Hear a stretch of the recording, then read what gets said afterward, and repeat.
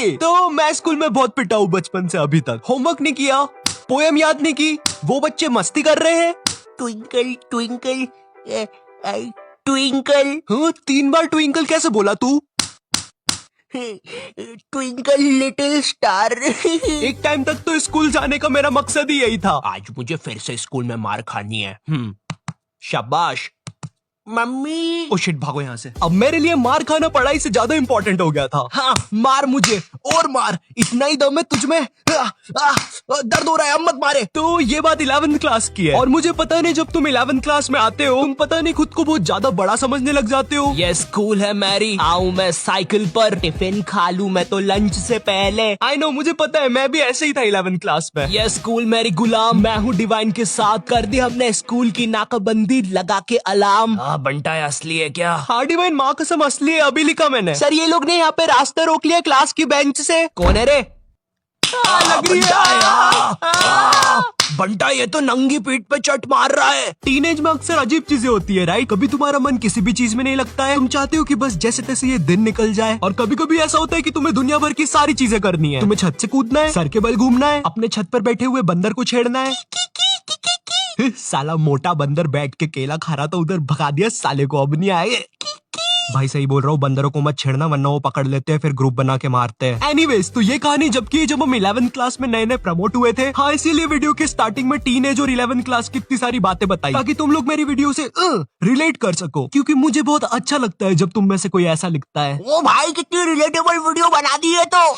Yes, इसीलिए तो मैं जीता हूँ। खैर, तो तुम लोग को पता होगा 11th क्लास में हमको एक सब्जेक्ट चूज करना पड़ता है, और यही चीज की वजह से तुम्हारे 10th के सो कॉल्ड फ्रेंड्स तुमसे अलग हो जाते हैं। हाँ, यही चीज मेरे साथ हुई थी। मेरे कुछ दोस्तों ने कॉमर्स ले लिया था और कुछ ने मैथ्स। हालांकि वो लोग अब मेरे दोस्त नहीं है, मगर जब भी मैं उनके बारे में सोचता हूँ नैनी, क्या तुम मुझे तुम्हारा खरगोश दे सकती हो सिर्फ 2 मिनट के लिए? अरे अच्छा ठीक है। Thank you.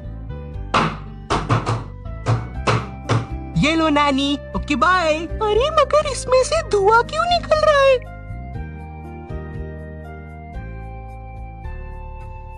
Naughty type of topic जाना बंद करो। सॉरी, अब हमारे सब्जेक्ट अलग होने से हम लोग की क्लासेस अलग अलग लगती थी।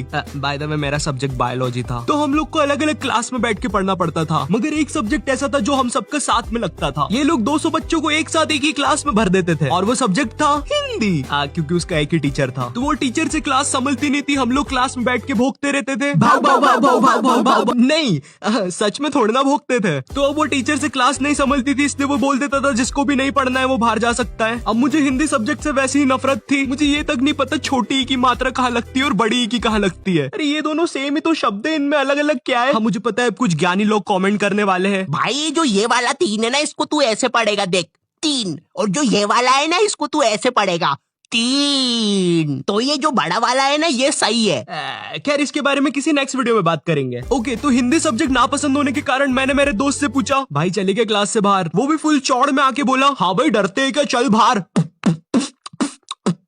इसकी कोई जरूरत नहीं थी। तो अब हम दोनों उठते हैं क्लास में और टीचर के सामने से फुल चौड़ में बाहर चले जाते हैं, इसी गलत फहमी में कि हमें देख के बाकी बच्चे भी बाहर आएंगे। कोई नहीं आता है बाहर, अब हम दोनों अकेले, हम दोनों को पता नहीं क्या करना है। तो हम दोनों की फटती है, हम दूसरी क्लास में जाके पढ़ने लग जाते हैं, क्योंकि भाई मेरी स्कूल का जो फादर था ना, वो इतना खतरनाक था, उससे कोई नहीं बच पाता था।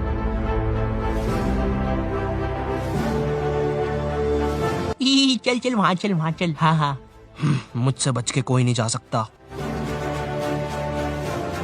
हाँ, अब बच के कहाँ जाओगे?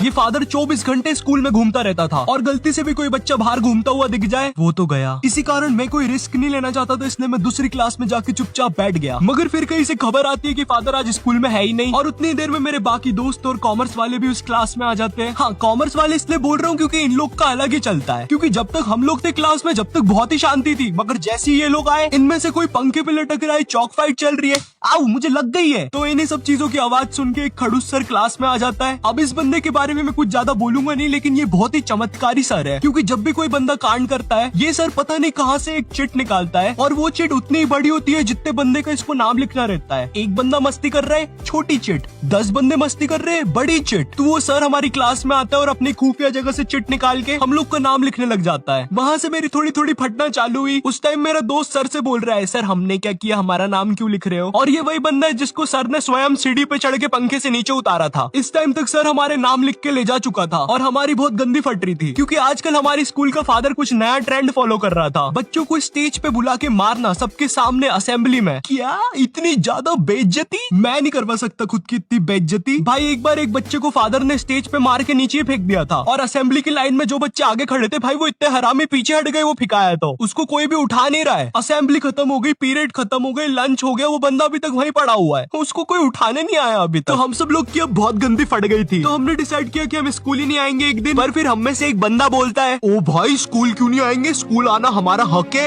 हाँ अपन एक काम करते हैं, अपन असेंबली के बाद स्कूल आएंगे, क्योंकि कल स्कूल में क्रिकेट मैच भी है, तो मुझे मेरे डोले शोले सबको दिखाने हैं।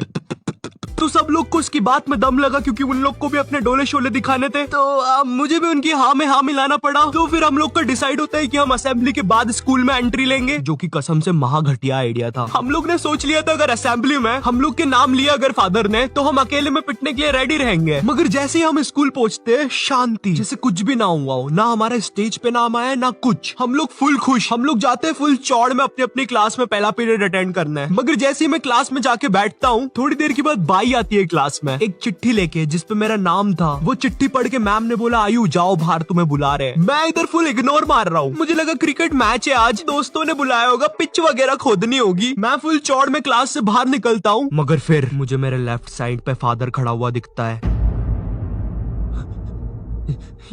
ये नहीं हो सकता। और दूसरी साइड मेरे सारे दोस्त खड़े थे लाइन बना के पिटने के लिए।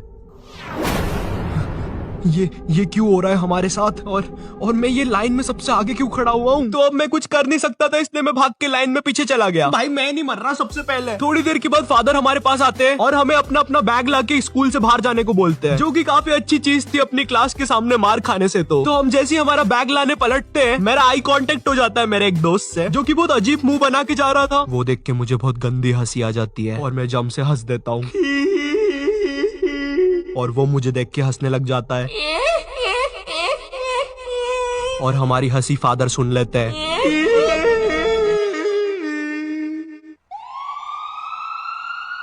हमें इनकी जान बचानी होगी। हेलो सिविल हॉस्पिटल, डॉक्टर इन बच्चों की कंडीशन बहुत ज्यादा खराब है, लगता है किसी ने बहुत गंदा मारा है।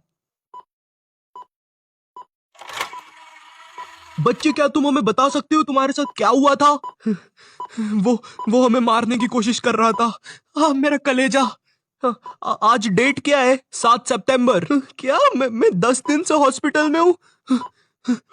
मेरे मुंह से खून आ रहा है। आप जाइए यहाँ से, हमारा पेशेंट सीरियस है। अरे कोई नर्स को भेजो।